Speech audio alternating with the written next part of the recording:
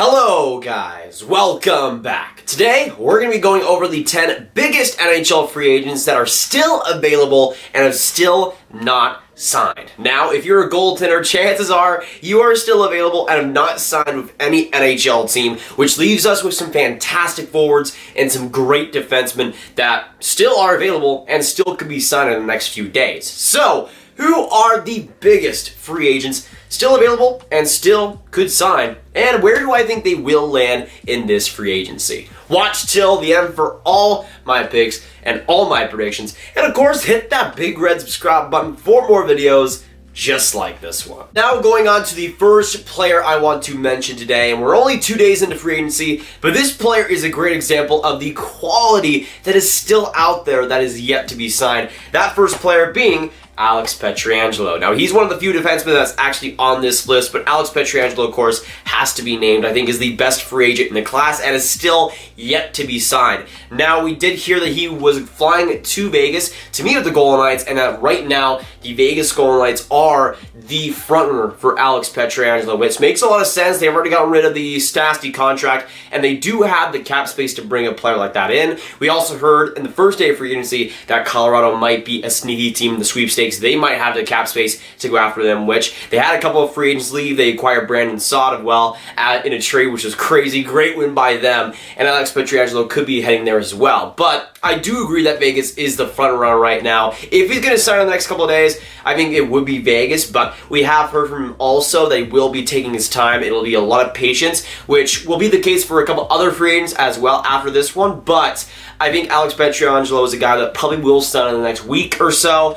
I don't know if it'll go into November, but I don't think we're going to see a decision for a little while. At the same time, though, Vegas, Colorado, those would be the two teams that I think would have the most options. Next up, going to the sweepstakes of Taylor Hall. Left winger, the best winger slash forward in this class as well, has yet to be signed, just like Alex Pietrangelo is looking to take his time. But it seems like Alex Pietrangelo, unlike Taylor Hall, won't be a guy that'll let the dominoes fall. When it comes to Taylor Hall, it seems like once he signs, the dominoes of the top forwards will go right after. That was coming from David Pagnotta. A lot of guys like Mikael Granlund, Dadanov, Toffoli, Hoffman are waiting to see what Taylor Hall gets this free agency. And I'm not even sure if Taylor Hall will sign in the next few days, which could have a little bit of a stalemate in terms of the top forwards in this class. But digressing there, you have teams like Colorado who could be in the mix. But they're probably not going to give him a long-term deal or anything like Josh Anderson would get that 7-year deal in Montreal. I think most likely, especially if it's a team like Colorado, they'd probably give him a 1 or 2 year contract, which might be what Taylor Hall has to sign for this point. It might be a bridge contract, which is pretty crazy to think about. But Taylor Hall might have to prove himself in a little bit of a way there. But I do think there's a few teams that would be in on him. Colorado, I think, would be one of the main ones. It seems like Columbus might be out. The Yarmo Kekalainen said it didn't really go well with either the Pietrangelo or the Taylor Hall camp, so maybe Montreal or even in Edmonton, especially for Edmonton if it's like a 1 year deal. I could totally see them being interested and trying to bring him back. But one thing's for sure, I think the Taylor Hall sweepstakes are a little bit unpredictable. We'll see what ends up happening, but another guy that probably will take his time and might not be signed in the next couple of days, which leaves us to a few forwards that might wait until Taylor Hall signs, which will kind of leave a little bit of a stalemate there. Next up being Mike Hoffman. Now, Mike Hoffman also a pretty similar guy to Taylor Hall in terms of, I think, what the contract might look like, though I think Hoffman's a little bit more likely to get maybe a little bit longer of a deal here, but it depends on what teams go after him. I mean, I think Montreal could be an interesting fit, but I'm not sure if they're going to give the whole bank to be able to get a guy like that. But you also have a few teams, I think, like Philly that could maybe want him on the power play. Maybe Nashville goes after him. We heard about that from Pierre LeBrun. And maybe even the New York Islanders. I mean, if the Islanders can get some cap space off the books, get rid of a Nicoletti or a couple of guys in that forward group, if they're able to sign Barzal, get Hoffman, that power play could look a lot better. And especially on the wings, with a guy like Matthew Barzal, I think that could work out quite well for both parties involved. My goodness, just on that power play alone, that would be ridiculous. But then going on to the next winger we have to talk about in Tyler Toffoli. Now, I kind of expected him to be not available by this point in free agency. I kind of expected him to be one of the easier guys to get signed, but he's still available here after having his stint with the Vancouver Canucks. And to be honest, with the Canucks as well, I mean,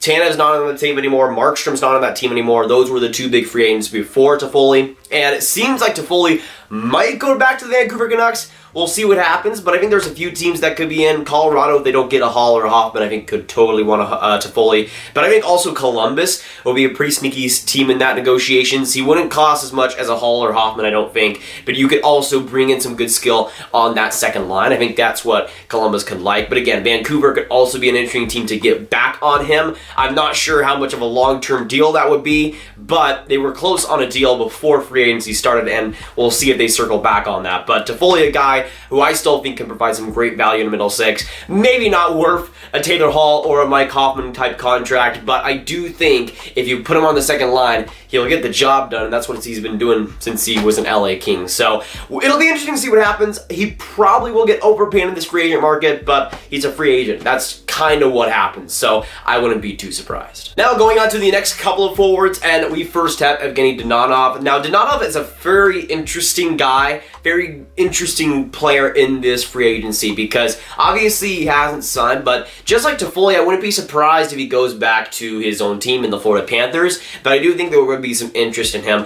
As I've been saying for basically a month now, I still think the New Jersey Devils would be a super good fit for Evgenii Dadanov. I think that would just be a great player to have on the power play. You could put him with Nico Hischier on the first line, and I think he could definitely produce a lot of offense and a lot of points. And that's what New Jersey can use, especially in the first half of last season. So I don't know what the deal would look like there, but New Jersey's already been pretty aggressive, both in trades and in free agency. They got Ryan Murray.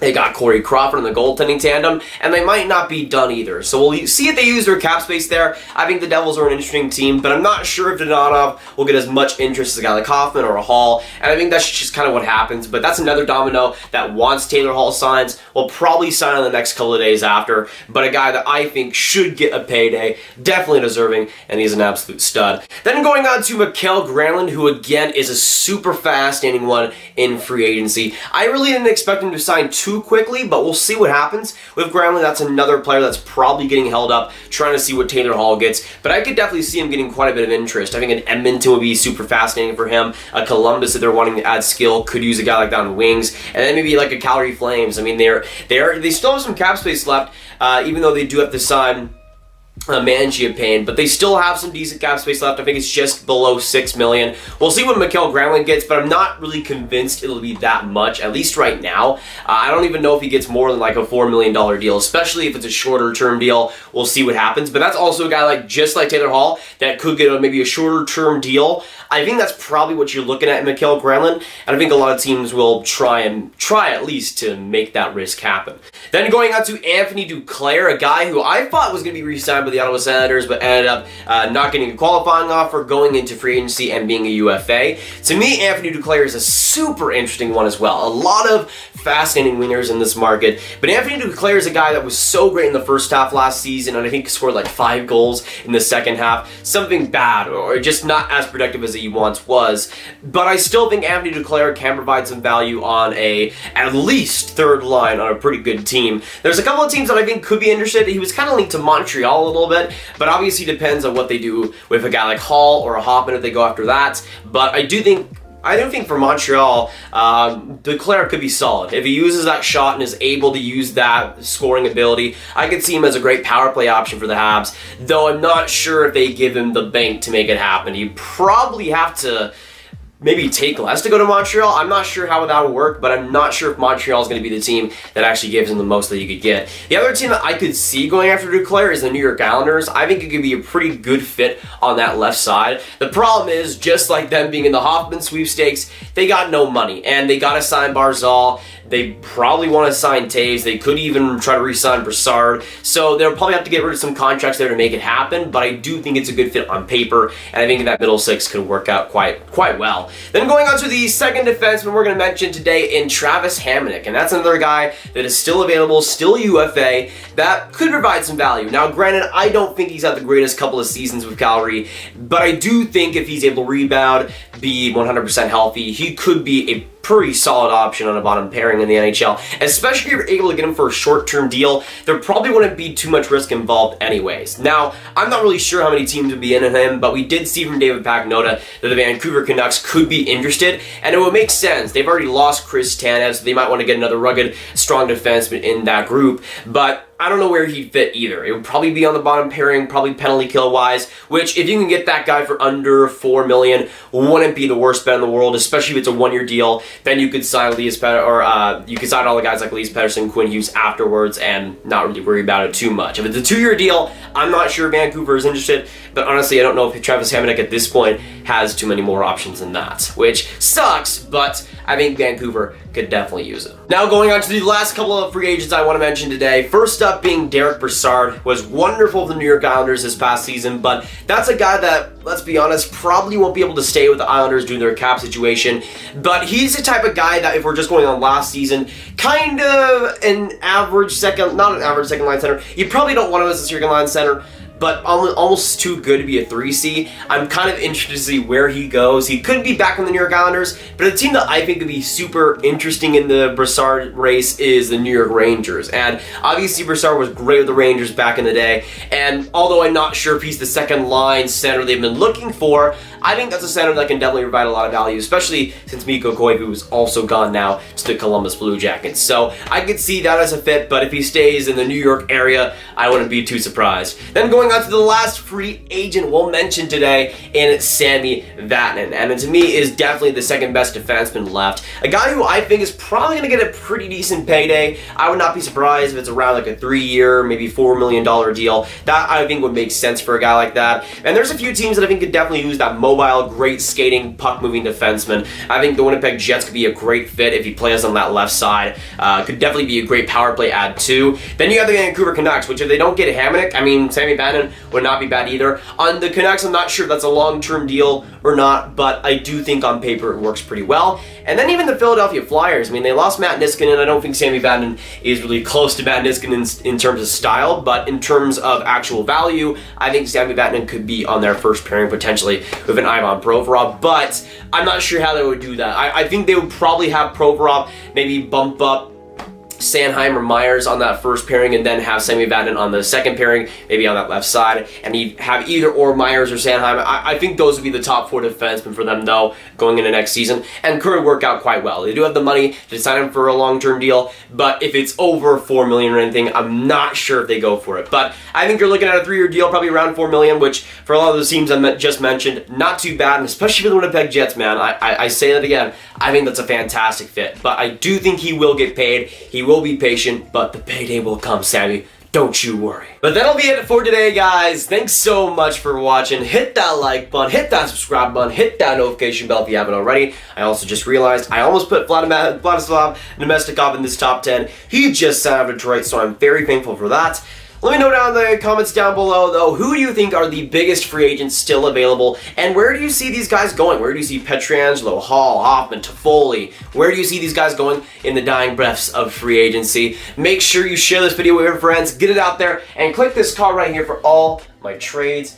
Actually, no, you know what? All my trade rumor videos right in one playlist. My name is Nathan, and I'll see you guys next video or stream. Goodbye.